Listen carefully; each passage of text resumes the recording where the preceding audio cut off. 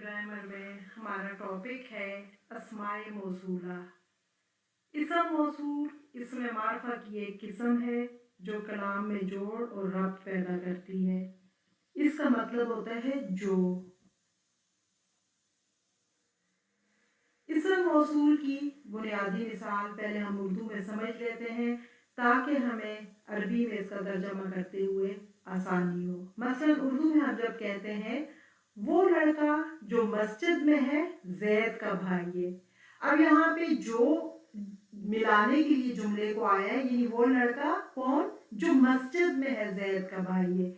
अब ये दो जुमलों को आपस में मिलाने के लिए दरमियान में जो लफ्ज आता है जो, ये जो होता है उर्दू में इसम मौसूल, और इसी तरह से अरबी में भी इसम मौसूल होते हैं जो दो जुमलों को आपस में मिलाते हैं। इसका किरदार क्या होता है? इसम मौसूल जुमले में जोड़ और रब्त पैदा करता है, यानी पिछले जुमले को अगले जुमले से उसका रब्त करता है। जैसे कि उर्दू में हमने देखा जो, जिनका, जिसका होता है अस्माए मौसूल, लेकिन अरबी ज़बान में हम देखते हैं वाहिद के लिए मुज़क्कर, वाहिद के लिए अल्लज़ी वो जो, यानी वो जो आदमी, अल्लज़ानी और अल्लज़ैनी तस्निया के लिए होता है वो दो आदमी जो, अल्लज़ीना वो सब जो। अब आप देखें उसके बाद अल्लज़ी हालत रफ़ा में भी अल्लज़ी रहेगा, यानी मरफू अगर आएगा तो भी अल्लज़ी, मंसूब भी अल्लज़ी और मजरूर भी। और इसी तरह से जमा का सीगा भी अल्लज़ीना अल्लज़ीना अल्लज़ीना, तीनों हालतों में, हालत मरफू मंसूब मजरूर तीनों में एक ही जैसा। सिर्फ जो तस्निया का सीगा होता है वो तीनों हालतों में बदलता है क्योंकि वो मोरब मुनसरिफ होता है। हालत राफ में अल्लाजान और हालत नसब और जार में अल्लाजैन आएगा। अब इसी तरह से मोइनस की हम अस्मा की जो है वो देखते हैं गर्दान। वाहिद मोइनस के लिए होता है अल्लती, हालत राफ में भी अल्लती, हालत नसब में भी, हालत जार में भी अल्लती रहेगा। और जमा में अल्लाती या अल्लाही दोनों लफ्ज यूज होते हैं। हालत राफ नसब जार में ये एक ही जैसे, क्योंकि वाहिद और जमा का सीगा मबनी होता है तीनों हालतों में एक जैसा। सिर्फ तस्निया का सीगा जो होता है वो मोरब मुनसरिफ होता है। हालत राफ में अल्लातानी होता है और हालत नसब और जार में अल्लातैन होता है। उसके बाद हम देखते हैं सिलतुल मौसूल। सिलतुल मौसूल का क्या मतलब होता है? यानी अस्माए मौसूला के बाद आने वाला जो जुमला होता है उसको सिलतुल मौसूल कहते हैं। अस्माए मौसूला मुबहम होते हैं, यानी इनसे मानी वाज़ा नहीं होता जब तक कि इनके बाद कोई मुरक्कब या कोई जुमला ना लाया जाए ताकि बात वाज़ा हो सके। इस यानी अस्माए मौसूला के बाद जो जुमला आता है चाहे वो मुरक्कब इजाफी में हो या वैसे, उसको कहते हैं सिलतुल मौसूल। सिलतुल मौसूल इसम मौसूल के मानी को मुकम्मल और वाज़े करता है। सिलतुल मौसूल की मिसाल है, पहली मिसाल हम देखते हैं अल-वलदु, यानी लड़का या बच्चा, या लड़के के लिए ज्यादातर आता है, बच्चे के लिए तिफ्ल आता है। अल-वलदु लड़का, अल्लज़ी वो जो। अब आप देखें वो जो क्या है, अब आगे पूरा एक जुमला आएगा जो उसको कंप्लीट करेगा। फिल मस्जिदी मस्जिद में है, अखू ज़ैदिन ज़ैद का भाई है। अल-वलदु आप देखिए मुब्तदा है, अल्लज़ी इसम मौसूल है और फिल मस्जिदी सिलतुल मौसूल है और अखू खबर है, यानी वो लड़का जो मस्जिद में है वो ज़ैद का भाई है। अल्लज़ी यहाँ पे जुमले के दरमियान रब्त पैदा करने के लिए आए। अब दूसरी मिसाल हम एक मोइनस की ले लेते हैं। अन्निसाउ, अन्निसाउ औरतें, अल्लाती वो जो, फिल बैती घर में है, मोमिनातुन वो सब मोमना है, यानी वो सब औरतें जो घरों में है मोमनात हैं, मुस्लिमात हैं, मुसलमान औरतें हैं। अन्निसाउ मुब्तदा है, अल्लाती इसम मौसूल, चूंकि निसा जमा का सीगा है तो अल्लाती लाएंगे। आपने इस चीज का ध्यान रखना है कि आपने इसम मौसूल जो है آپ نے اس کے اگر پیچھے جو ہے واحد ہے آپ نے اس کے ساتھ واحد، اگر پیچھے جمع ہے لفظ تو آپ نے اس کے ساتھ جمع ہی اسم موصول لانا ہے۔ اب ہم دیکھتے ہیں کہ عربی زبان میں اسم استفہام، دو اسم استفہام ما اور من بطور اسم موصول کے استعمال ہوتے ہیں۔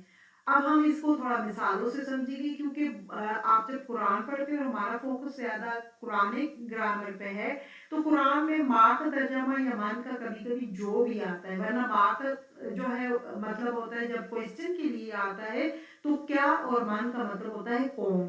اب ماں جو ہے ہمیں پتا ہے جیسا کہ اگر سوال میں بھی آتا ہے یہ اسم استفہام ہے اور غیر عاقل کے لیے استعمال ہوتا ہے، اور من جو ہے وہ اسم استفہام ہے لیکن عاقل کے لیے، لیکن جب یہ بیچ میں آتا ہے دو جملوں کے تو اس کا مطلب ہوتا ہے جو۔ اب قرآن میں ہم مثال دیکھتے ہیں، پہلی آیت ہم لیتے ہیں، للہ اللہ کے لیے ہے، ما جو فی السماواتی آسمانوں میں ہے، وا اور ما جو فی الارض زمین میں ہے۔ اب یہاں پہ آپ دیکھیں ما جو ہے ما موصولہ ہے، یہاں پہ جو اس آیت میں ما آ رہا ہے وہ ما موصولہ ہے، اور ما موصولہ جب بھی آئے گا تو آپ نے اس ما کا ترجمہ جو کرنا ہے۔ اب یہاں پہ دیکھیں للہ خبر مقدم اور ما مبتدا مؤخر، اور اسم موصول کے طور پہ دونوں رول پلے کر رہا ہے، ما مبتدا بھی ہے اور اسم موصول بھی ہے۔ آگے فی السماوات صلۃ الموصول، اور وما فی الارض جو وہ معطوف ہے، پہلے ہی سینٹینس کے اوپر جملے کے اوپر معطوف ہے، یعنی اس کے وہی معطوف کا مطلب ہوتا ہے اس کے وہی اعراب ہوں گے جو پچھلے جملے کے ہیں، اور یہاں پہ ما جو ہے وہ اسم موصول کے طور پہ ما موصولہ ہے۔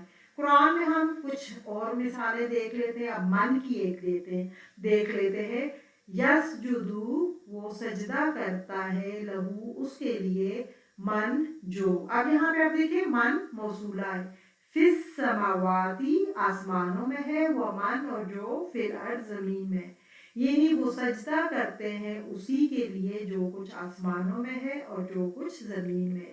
من اسم موصول ہے اور فی السماوات صلۃ الموصول۔ دوسری مثال آپ دیکھیں، من جو عمیلہ عمل کرے گا، منکم تم میں، سوءن برا، بجہالت ساتھ جہالت کے، من یہاں پہ کیا ہے اسم موصول ہے، من جو کوئی، جو شخص، اور عمیلہ منکم صلۃ الموصول ہے۔ مزید ہم کچھ مثالیں دیکھتے ہیں تاکہ ہمیں اچھی طرح سے اس کی سمجھ آ جائے۔ اب آپ دیکھیں اسم موصول کی مثال، الکتاب کتاب، الذی وہ جو، علی المکتبی میز پر ہے، لحامد حامد کی ہے، وہ کتاب جو میز پر ہے، یہاں پہ الذی جو کے میننگ میں آیا ہے۔ اسی طرح سے مؤنث کی دیکھ لیں، البنت لڑکی، اللاتی وہ جو، امام المکتبی مدرسے کے سامنے ہے، معلمۃ ذکیۃ وہ بہت ذہین استانی ہے۔ اب یہاں پہ اللاتی دیکھیں کیوں آیا، البنت واحد تھا تو اسم موصول واحد مؤنث آیا ہے۔ تھوڑی سی ہم پھر ایکسرسائز دیکھ لیتے ہیں اور تھوڑی جملوں کی تشریح۔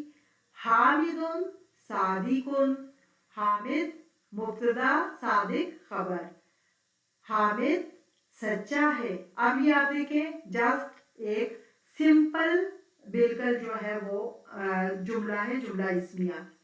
آگے آپ دیکھیں ابو زید، ابو مبتدا اور مضاف بھی ہے اور زید مضاف علیہ ہے، ابو زید مضاف اور مضاف علیہ مل کے مرکب اضافی، اور صادق خبر، مبتدا جو ہے مرکب اضافی ہے اور صادق خبر ہے، جملہ اسمیہ۔ اب ہم نیکسٹ تھرڈ پہ دیکھتے ہیں، حامد، حامد مبتدا ہے، ابو زید، آپ دیکھیں ابو زید بدل مضاف ہے، اور صادق سچا ہے، حامد جو کہ زید کا باپ ہے وہ سچا ہے۔ آپ دیکھیں ابو زید مضاف مضاف علیہ اور صادق خبر۔ اب آگے اس کو اب ہم لے کے آئیں گے جملہ اسمیہ کو اس کے ساتھ استعمال کریں گے اسم موصول. حامدن حامد، الذی وہ جو، ابو زیدن جو زید کا باپ ہے، صادقن وہ سچا ہے. اب یہ ایگزیکٹ اس کی جو ہے وہ کنسٹرکشن ہوئی ہے. حامد وہ جو کہ زید کا باپ ہے وہ سچا ہے. حامد مبتدا ہے، الذی اسم موصول ہے، اور ابو زیدن صلۃ الموصول اور صادق خبر. حامد جو کہ زید کا باپ ہے وہ سچا ہے. آخر میں ہم خلاصہ دیکھ لیتے ہیں اور مین پوائنٹ دیکھ لیتے ہیں. اسم موصول کیا ہے؟ کلام میں جوڑ اور ربط پیدا کرتا ہے. صلۃ الموصول اسم موصول کے معنی کو واضح کرنے کے لیے آتا ہے. اور واحد اور جمع یہ دونوں مبنی ہوتے ہیں اسم موصول، لیکن جو تثنیہ کے اسم موصول ہوتے ہیں وہ مورب ہوتے ہیں. ما اور من اسم موصول کے طور پر استعمال ہوتے ہیں. ویسے یہ اسماء استفہام ہے، ما غیر عاقل کے لیے اور من عاقل کے لیے. اسماء موصولہ عربی گرامر کا اہم حصہ ہے جو جملوں میں ربط اور وضاحت پیدا کرتے ہیں. ان کی صحیح سمجھ سے عربی زبان کی گہرائی میں اضافہ ہوتا ہے.